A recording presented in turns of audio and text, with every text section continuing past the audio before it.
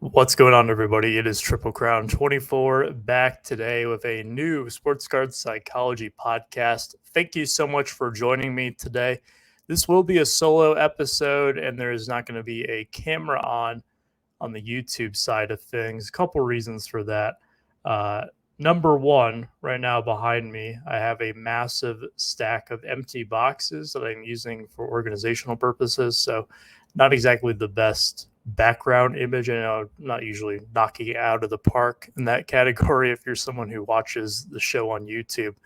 But also, the AC has been out in my office for over 3 weeks now, and it's getting up there in temperature here in Ohio. So it's been pretty brutal working in the office. I don't really have the luxury of working from home, so just managing the best I can. I do have a fan on in the background because it's the only way to really keep me going in the office right now. So if you do hear that in the background, I do apologize for that. I hope that it doesn't take away from the show. And I hope that this lack of air conditioning is just a fad rather than a trend, which is my segue into today's topic is trends versus fads. And might be scratching your head wondering, well, how'd you come up with this one, JT? Well, let me go ahead and tell you. It happened pretty much like how I come up with most of my topics is scrolling through social media and seeing what people are talking about. This week, there's a lot of talk about the highly anticipated NFL Prizm release. So, kind of thought about that, but we did the WWE Prizm discussion a few weeks back, and I think a lot of what I said then kind of mirrors some of what's going on now with the NFL product. There's a lot of differences for sure. Really, just at the core, that it's two different sports cards that are being opened up here. But I kind of wanted to dive into something on that subject. And then I saw some images of the Shore Griffey pop up over the weekend. It was Memorial Day weekend. And 2 years ago, Memorial Day weekend, the hobby wasn't really talking about Prizm. I mean, they're always talking about Prizm, right? But there was a lot of talk about something that was called Project 2020. And just the sheer mention of this set is going to elicit a reaction from most who were around back then. Some will have some fond memories. Some will remember how they did very well flipping these cards or got burned flipping these cards. Some will remember the numerous chargebacks and frauds and schemes that were going on at the time related to the project. And then some will remember what has been dubbed by my friend Ed Weskergriff the iceberg card, which was the 1989 Topps traded Ken Griffey Jr. interpretation from Keith Shore. So what happened in the build up to this card is that Project 2020 was released in the spring of 2020, right around the start of lockdowns in the United States, really worldwide, but particularly in the United States. And it was a very interesting time because we didn't have live sports. A lot of the card releases were also being pushed back as well. And this was an on-demand Topps product. The cards were only available for 48 hours, and then you could not buy them again. They were print to order, and the early reception to this project was negative. That's the nicest way I can put it. I remember specifically seeing the Ermsey Trout, which is now right up there with the Shore Griffey, is, I would argue, the two most recognized cards that came out of the set. And I remember thinking to myself, man, this is one ugly card. And it's grown on me over the years as Ermsey's art style. I do actually like his art style. It's grown on me as time has gone along. But what happened was that this Ermsey Trout card was short printed. It was an interpretation of the 2011 update US 175. And people started anticipating that, okay, because this card really shot up in value, people started to have FOMO and they thought that they might miss out. So I remember actually jumping in on the next Trout that was released. There were 20 different players and 20 different artists doing those players. So Andrew Thiel was the next one up. And this Trout had a pretty big print run, one of the largest, if not the largest to date. And then a little bit later on, Ben Baller, which was one of the more popular artists in this product, he actually has his own Chrome brand out there now that Topps has released for the past 2 years. And I imagine that they'll probably do it again in 2022. So he's definitely continued his workings with Topps, but he put out his version of the Trout. And all of a sudden, you had a lot of people entering this because a lot of these cards were immediately after the end of their sale window being listed on eBay on a pre-sale, meaning the sellers didn't actually have them in hand yet, but they would ship them to you once they received their order from Topps for more than the Topps price of $20 plus shipping per card. I've seen people getting, I think at some points, like upwards of $40 on the same day that the window expired. Just crazy. It was almost a guarantee that every single card you would be able to make money on if you bought them from Topps, especially if you bought them in quantity where you would get these discounts. And this continues to build up, and more people are getting involved with this. And then comes Memorial Day weekend, and all the speculators really go in on the Keith Shore, Ken Griffey Jr. card. Really the big three subjects that a lot of people like to speculate on was Mike Trout, Derek Jeter, and Ken Griffey Jr., because I would argue they were the three biggest hobby names that were subjects among the list of 20 in the project. And I remember so many people who had no interest in this product just months prior who were buying these up thinking that this would be the next big card. Well, the early print runs of maybe just over 1,000 to a couple thousand pale in comparison to what would be just over 99,000 of these Shore Griffies ordered. And to give you an idea of how big of a meme it became, a couple of years, well, I guess only a year later, for Project 70, Keith Shore made reference to the mass production of his Griffey interpretation with a Garbage Pail Kid styled card called Collected Ken. Making reference to the number of Shore Griffies that were produced and showing a Garbage Pail Kids stylized Ken Griffey Jr.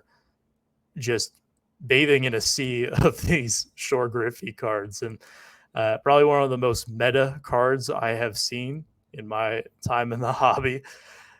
It was pretty funny. I didn't personally buy any of the Project 70 cards, but if there was one that was really going to tempt me, I should say I bought one. I bought the Miguel Cabrera Blake Jameson, but if there was one that was really going to tempt me to buy it directly from Topps, it would have been that card right there. So overall, Project 2020 was what many people thought would be a trend, that this art card revolution would really take off, and Project 2020 would be kind of your flagship starting point for it. And to some extent, that was true. I see more and more art cards now than I ever have before. And the legacy of this has kind of continued on. Now, Topps did come back the next year after saying they weren't going to do a sequel to Project 2020.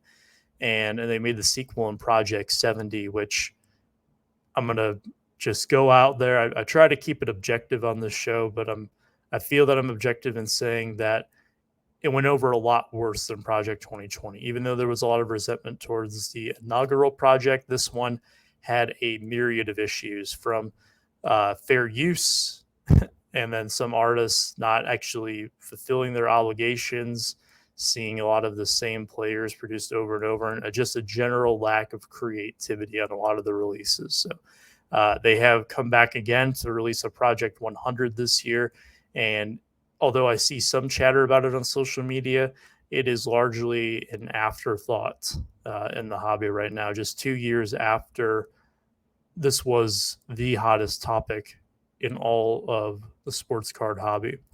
So what many saw as a trend ended up being a fad. And those are two terms that I hear used interchangeably, not just in the card hobby context, but in general, because I think that they have very similar meanings in terms of, I'm trying to think of the best way to put this here, in terms of rising popularity. But when the two terms are used interchangeably, that can be a bit dangerous because they, in reality, have two very different meanings. So let's go back to the basics here. A trend and a fad. Usually these are two things that are marked by a new presence or a new concept idea entering the market. And whether or not people latch onto this is huge in determining if it's going to be a trend or a fad. So typically fads have very quick exponential growth. There's a lot of people who jump in right away, and a lot of the interest that is built up in it is typically inorganic. There's very few products that have an immediate organic following. A lot of these brands that have gained this over time have needed to build the trust of their consumers. So I think a good example, let's look back at the origins of Tops. This gum company that puts out 1951 Tops, which is this almost like a little card ball game. And compared to their biggest competitor, Bowman, the 51 Bowman set, at least in my opinion, and I believe this is very widely held popular belief today. I know it definitely was back in 1951, was that the 1951 Tops was nowhere near the same level of quality as what we saw with 1951 Bowman. However, Tops then puts out their 1952 set, which really is the revolution of the modern trading card. And then you see them build up even more where they go into 1953 and you have, I would say, the greatest year in baseball card history where you have this 1953 Bowman color set going head to head with the 1953 Top set. Just two absolutely beautiful works. There are so many classic cards from both of these sets and a very popular, two very popular sets among set builders as kind of their ambitious project that they'd like to go after one day. So I think that's a good example where Topps baseball cards kind of became the trend in the hobby, is that people started to gravitate towards those, particularly at the start of the 52 release was kind of your starting point. And then as they go on, they keep releasing these sets that are very much well received in the public. You have 53, then 54, 55, 56 is another one. That's one of my all-time favorite sets. And by 56, Bowman is no longer their competitor. So you see that. Whereas a fad is something that is more like Project 2020, something that is very short-lived and often marked by inorganic growth and a lot of people who enter and exit at the same time.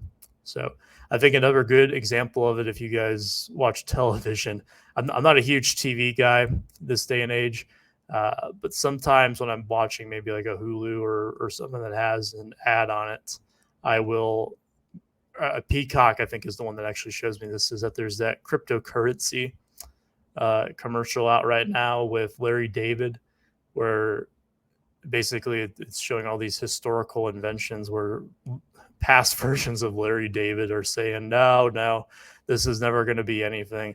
Like I think one of them's the invention of the toilet or something like that. And then at the end, he's sitting there talking with someone about crypto and says, no, I just don't see it. And I'm never wrong on these things, which suggests that, you know, people who kind of look down on cryptocurrency are the ones in the wrong. And this is a trend and you should get in now with this company. It's a very brilliant ad, but it just so perfectly demonstrates, I think, the concept of a trend versus a fad, which brings the question of why is this important to know? Why am I talking about this in a sports card context? Well, a lot of times in buying sports cards, we're not always able to view things in the big picture. A lot of times our buys are based on nostalgia, based on our own personal biases. So the teams that we affiliate with in terms of fandom, or our favorite players of those teams, or just our favorite players from around the league, our favorite sets, our favorite types of cards, whether it be just regular old vintage cards. Maybe you're a fan of refractors. Maybe you like serial numbered cards or a particular insert, maybe the 90s rare inserts or some of the rare inserts of today is more to your speed. All of these biases that play into us maybe favoring certain cards.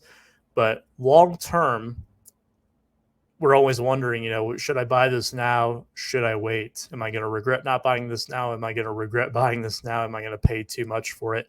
And this is a question that we ask ourselves regardless of your position in the hobby. If you're someone who considers themselves a pure hobbyist, quote unquote, I don't have my camera on, but I'm using the air quotes, who never sells any cards, you still want to buy your cards at the best price possible. We make this joke on the show all the time that nobody buys a card and says, man, I hope that this thing is absolutely worthless tomorrow. Or I hope that this card drops about 50%, or I could buy it for 50% less tomorrow. I've bought cards where I've seen them. For example, one of the ones that I was really interested in was when 2020 Diamond Kings came out. I've always loved the downtown cards, and Miguel Cabrera was going to have his first downtown in that set. So I rushed and I paid $125 for one. If I had waited 2 more weeks just because I had to have it then, I could have gotten it for $75. And that was something I learned from that. You don't always have to have it right away. There are some cases where, yeah, you do have to jump on certain things. That's a different discussion for a different day.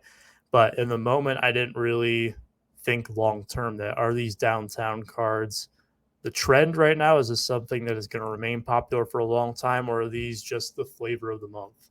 And in a hobby that is very quick to jump on and off of bandwagons, the flavor of the month sometimes becomes the flavor of the week. And it's important to be able to recognize those fads, because ultimately you don't want to end up spending more money than you have to.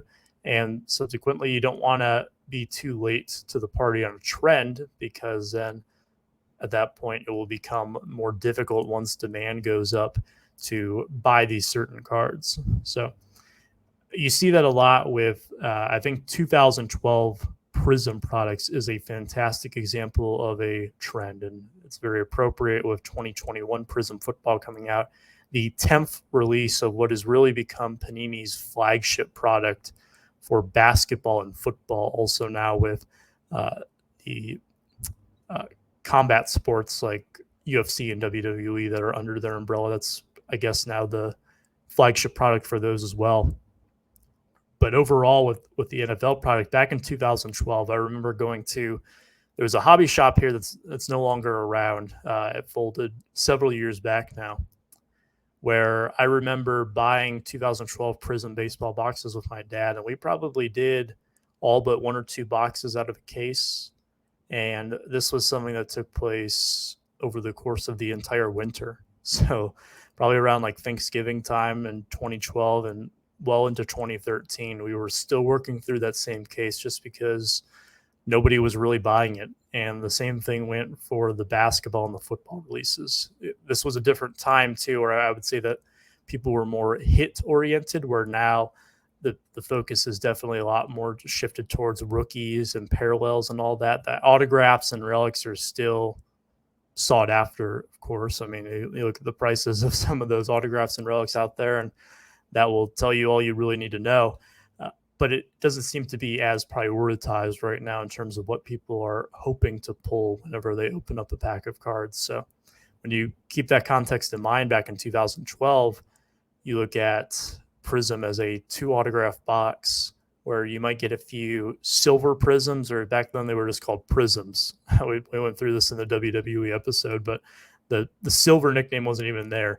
And outside of that, the only parallel in hobby was the gold. So you had your retails like your greens, your blues, and your reds, but there wasn't all these crazy discos and shimmers and all these different colors, no cracked dice, no mojo. None of those things were around in the inaugural Prizm release.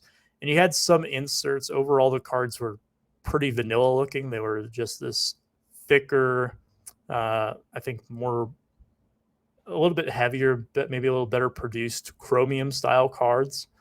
That was Panini's answer to the massive success that Topps had had with Topps Chrome.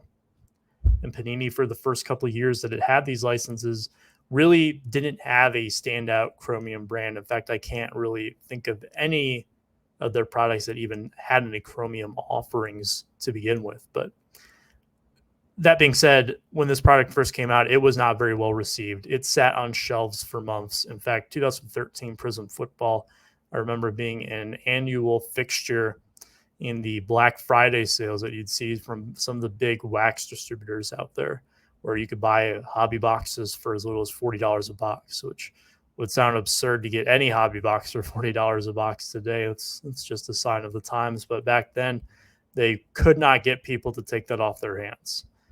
And things have changed and interests have changed. But those who got in early on Prizm and were fans of it and went after some of those golds or even the silvers of some of these players back in 2012 were pretty happy with themselves many years later when Prizm really started to take off. And you see the tide start to turn around 2016 when Panini takes over the football license, and all of a sudden Prizm is really being looked at a little bit more closely.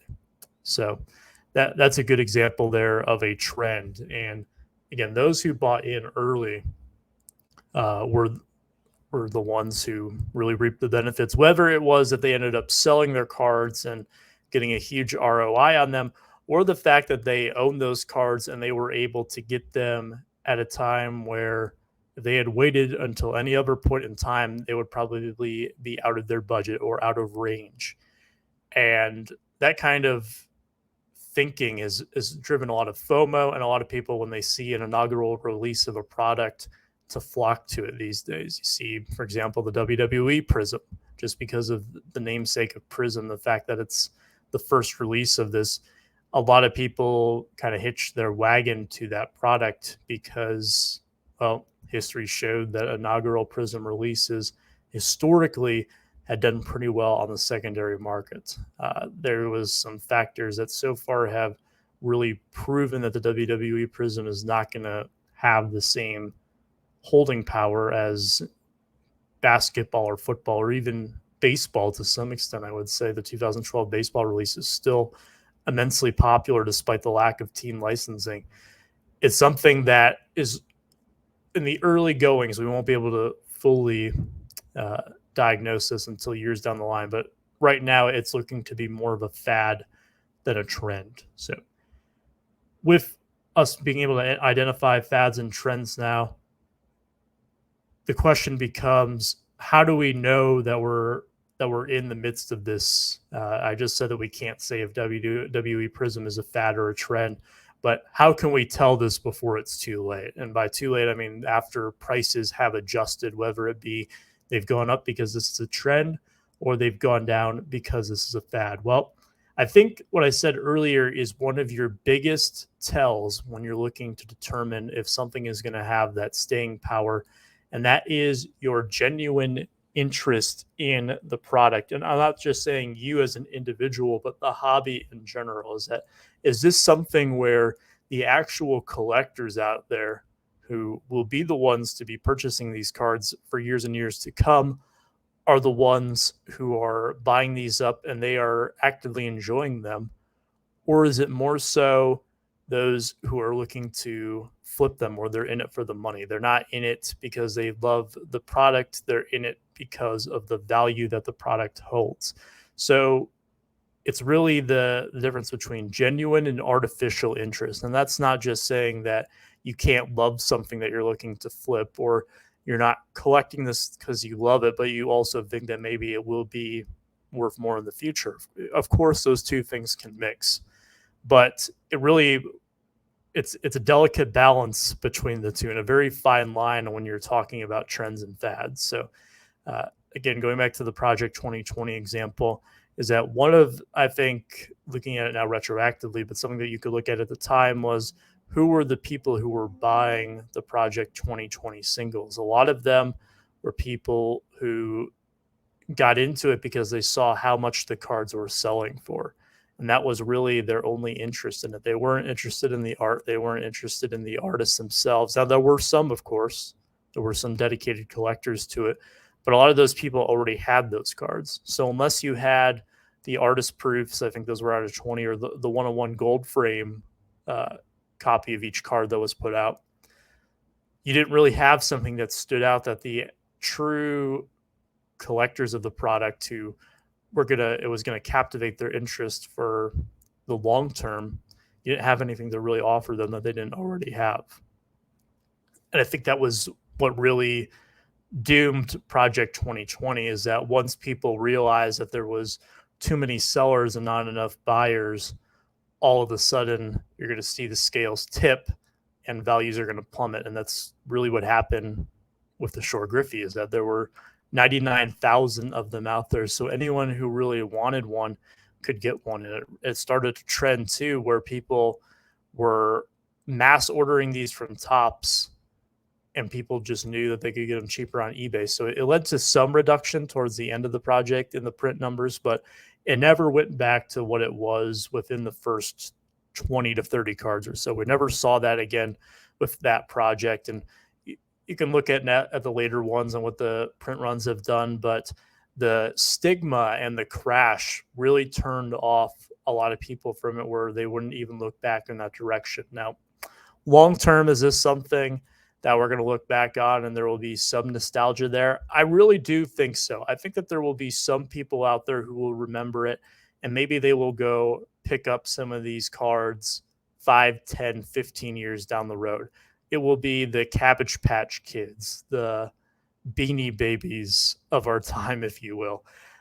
Or maybe even, I guess, if you want to equate it more towards sports cards, like your Junk Wax era cards. But the thing with that kind of nostalgia is that people will go out and pick them up and have those fond memories, because more likely than not, they'll be cheap. That's with a lot of these old trends that people highly speculated on and they weren't genuinely interested in. Why people revisit them is because it's kind of like a laugh now. But how much are you really willing to pay for a good laugh? Most of the time, not that much. Especially when there's a lot of other competing interests in the hobby and a lot of other different things to collect. And this is something that has kind of been put on the back burner. And from what I can gather, the tone now towards the project is very much so. It's not taken as seriously as it once was. And it is more so remembered for the quote unquote iceberg card. Again, shout out to my friend Ed Wesker-Griff for the nickname on that one. It's more so remembered for that and some of the greed and the run up in prices and the flipping on it, rather than the art that came from it or the communities that were built around it, or even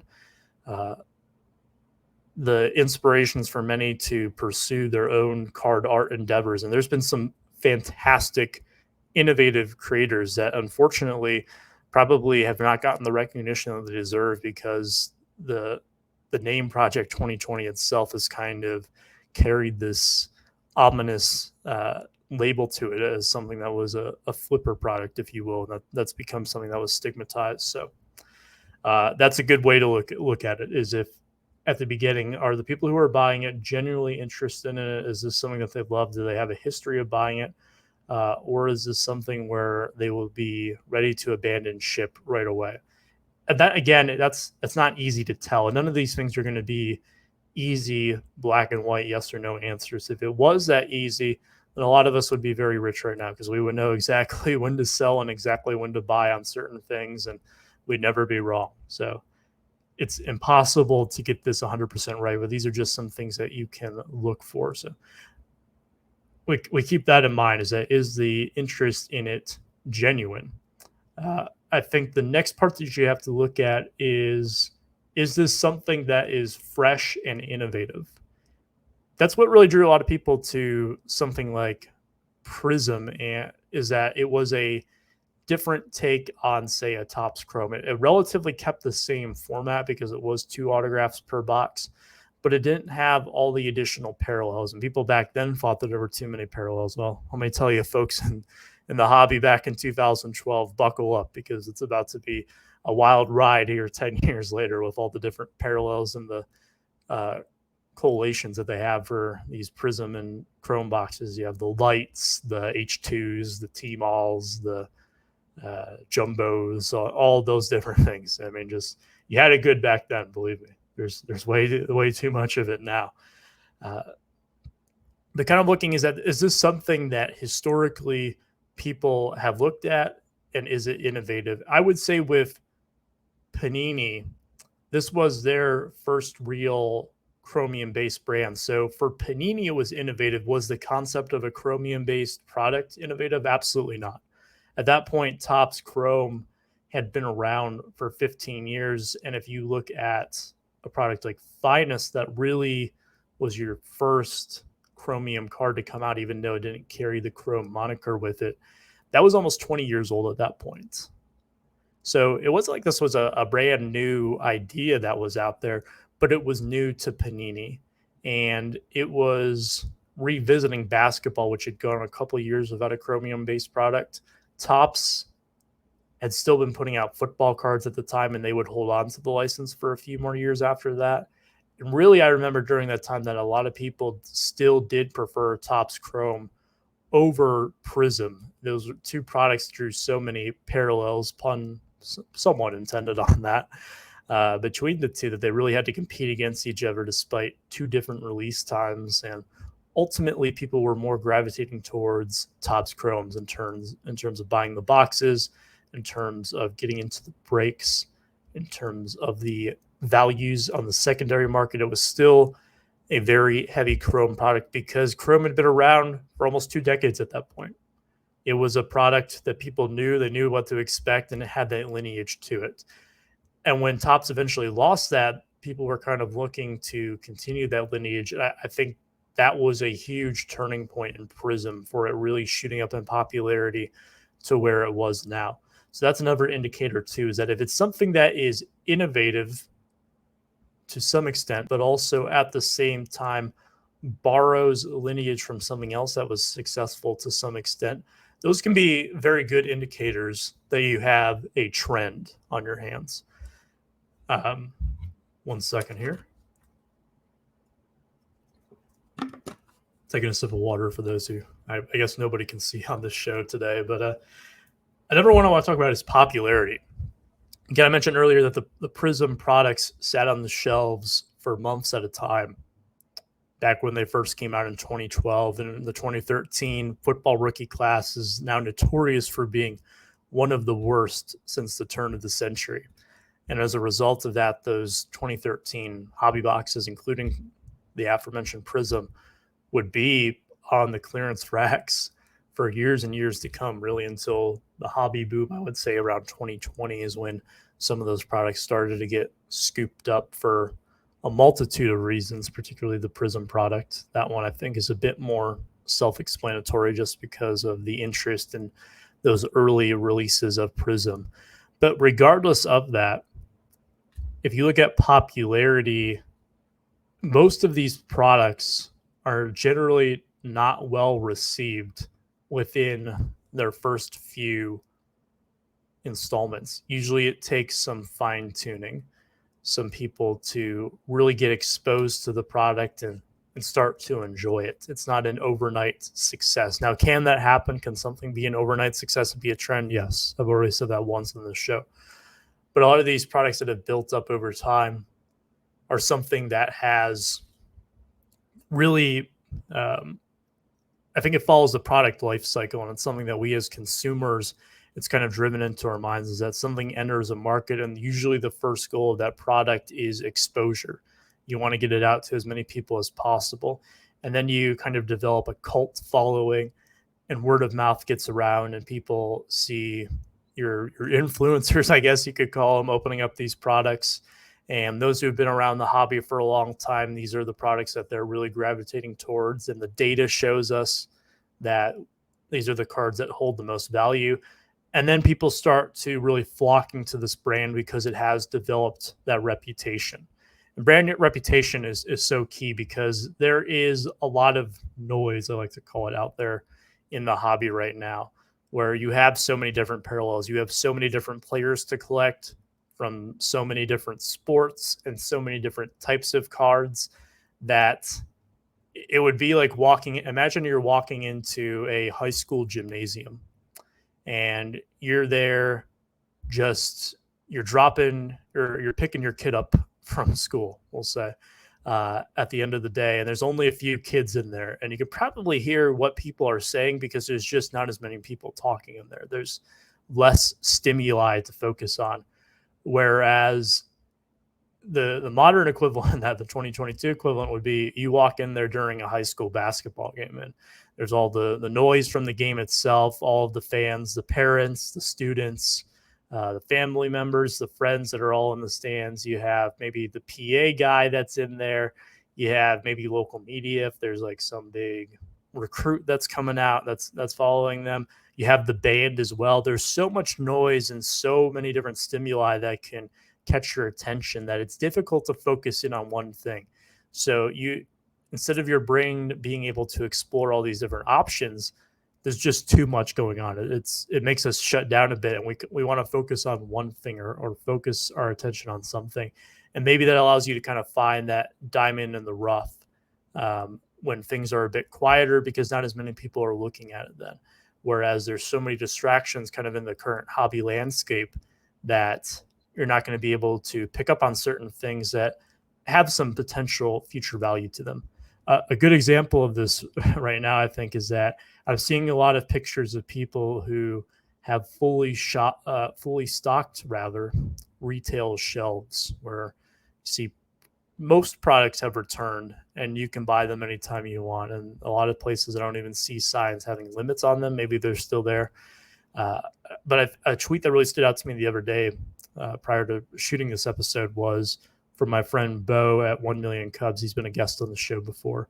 And he took a picture and captioned his picture of a retail shelf with a bunch of cards saying, "We're going to look back at this picture and there's going to be at least one product on the shelf that we're all going to regret not buying." And I thought that was just, I stopped to think about it. It was one of those, you're scrolling through social media and you see something like that, and it makes you stop and think. And that was that post that day for me. And I was like, damn, that is something to really reflect on. And Bo is absolutely right in that. I remember, for example, back in 2019, no, it would be 2020, the early parts of 2020. It was before the pandemic.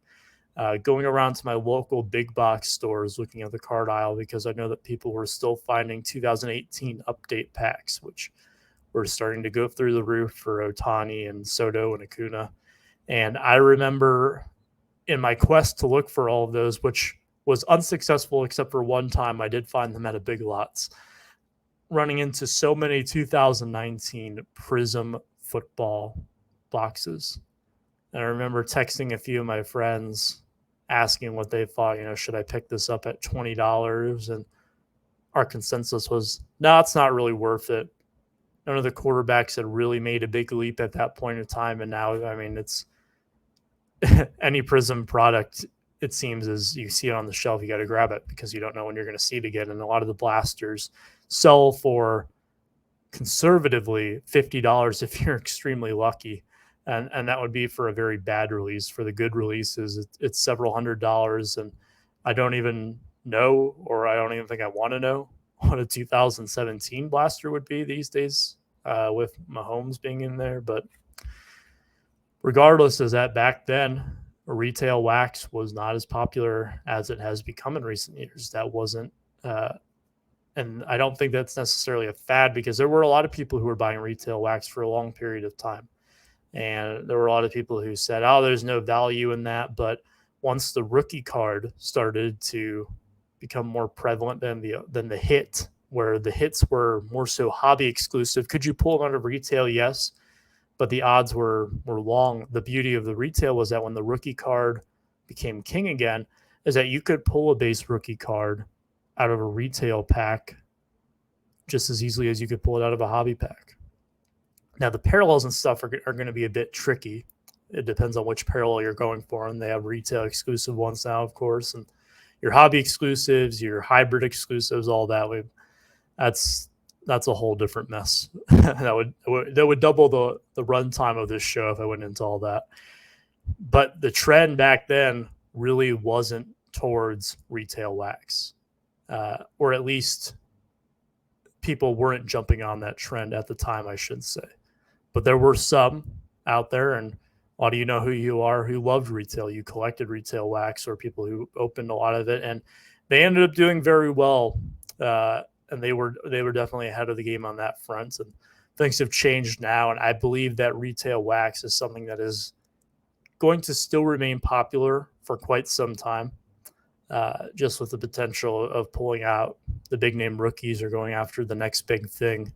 is something that will keep this relevant for a long time. I see so many pictures of people opening up retail wax in their car and posting their big hits on social media. There's not a time that I hop onto Twitter where I don't see at least one photo of that. So if there's any doubts that retail wax is dying at all, I will gladly refer you to those photos because it does not seem like it. And that's just people who are actually pulling well. I know that for every one of those posts, there are at least 10 people who bought a blaster and got skunked. That's just the nature of the beast. But to recap what I've said so far, the biggest way to differentiate between a trend and a fad is that your fads are going to be usually exponential growth right away and then a very similar speed of exit with a lot of inorganic interest, whereas your trends more often than not are a bit of a slow burn.